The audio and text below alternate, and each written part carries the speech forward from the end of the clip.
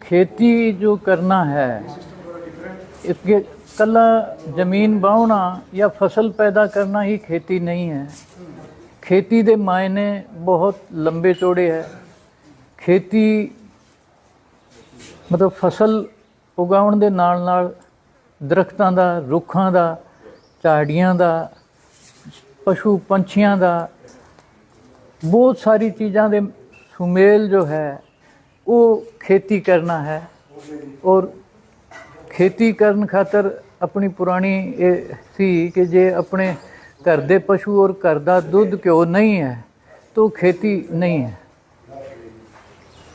तो इस करके बुजुर्गों तो ही जो है खेती दे नाल नाल अपने दुध खातर पशु और वो भी अपनी पुरानी जो नस्लां है, पुरानी भारतीय नस्लां है, वो पशु अजे तक रख रहे हैं।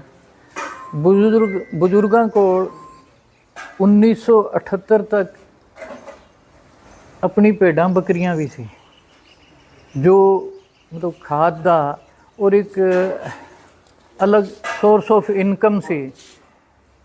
उस तो पहले बुजुर्गों को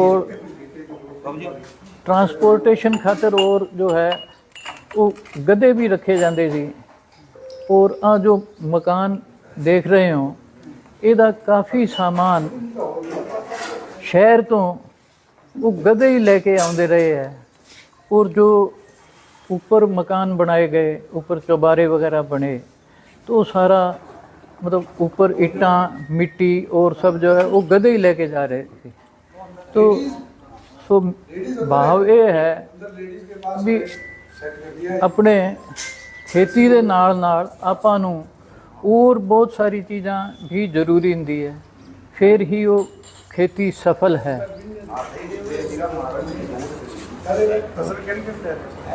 तो फसल जो है साढ़े अब इत्थे मौजूदा साडा इलाका पहली तो सिट्रस प्लांटेशन खातर बहुत सूटेबल है।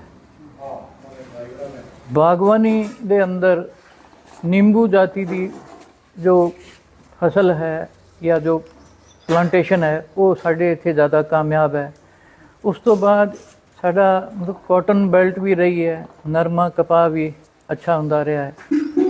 अब पिछले कुछ समय तो पानी धरती हेठला ऊपर आने करके वाटर टेबल ऊपर आ गया, तो सानू नरमा कपाह भी पैदावार कम होगी, कुछ फसलां खराब होने लग गई। तो इस करके सानू इधर कुछ पैडी भी लगानी पै रही है। तो अब साडा एरिया पैडी बेल्ट भी बन रहा है। तो असी अपने खेत दे अंदर बागवानी है, नरमा कपाह भी ले रहे हैं, असी चावल भी लगा रहे हैं। दूसरी और जो फसलें हैं अपनी अनाज, दालां, तेल बीज वाली फसलां, लगभग जो भी अपने इत्थे हो सकता है वो सब तरह की फसल ले रहे हैं। और खेती का मतलब यही है कि आपां जिन्ना अपने तो खुद पैदा करके आपां इस्तेमाल करिए, वही सब तो अच्छा। पुराना बुजुर्गों का भी यही सी भी वो शायद एक नमक और कदे कदाए कोई मौके खातर या शादी ब्याह खातर कपड़ा बाजार तो लियाउंदे सी, बाकी सब उन्हां दा अपना खेत तो ही पैदा हुंदा सी। बाजार तो एक या दो चीज़ लियानी, लेकिन बाजार नूं आपां हर तरह की चीज़ देंदे रहे हैं।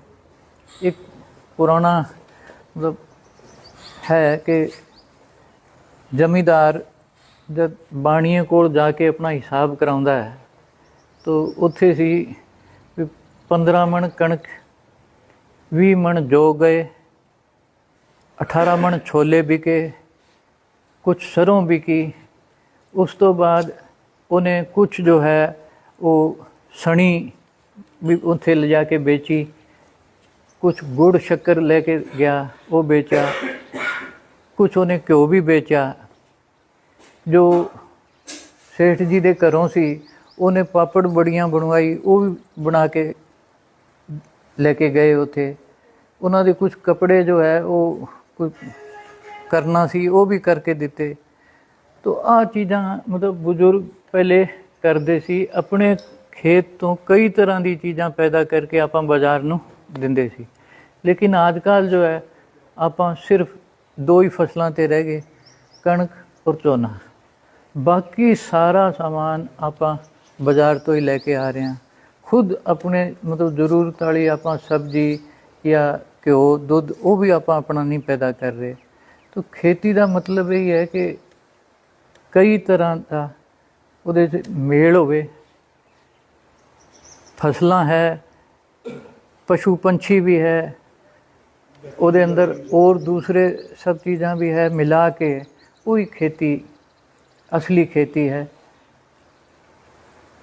ਇਹ ਜਿਹੜੇ ਬੀਜ ਆ ਆਪਾਂ ਇਹ ਦੇਸੀ ਬੀਜ ਆਪਣੇ ਕੋਲ ਕਿ ਜਿਹੜੇ ਬਾਜ਼ਾਰੋਂ ਅੱਜ ਕੱਲ੍ਹ ਮਿਲਦੇ ਆ ਉਹਦੀ ਖੇਤੀ ਕਰਦੇ? नहीं जी, जो जैविक या नैचुरल या ऑर्गेनिक खेती ਆਪਾਂ ਕਰਨੀ ਹੈ ਉਹਦੇ ਅੰਦਰ ਜੋ ਆਪਣੇ ਪੁਰਾਣੇ ਰਿਵਾਇਤੀ ਬੀਜ ਹੈ ਉਹੀ ਆਪਾਂ ਨੂੰ ਫਾਇਦੇਮੰਦ ਹੈ और वही अच्छी पैदावार दे सकते हैं।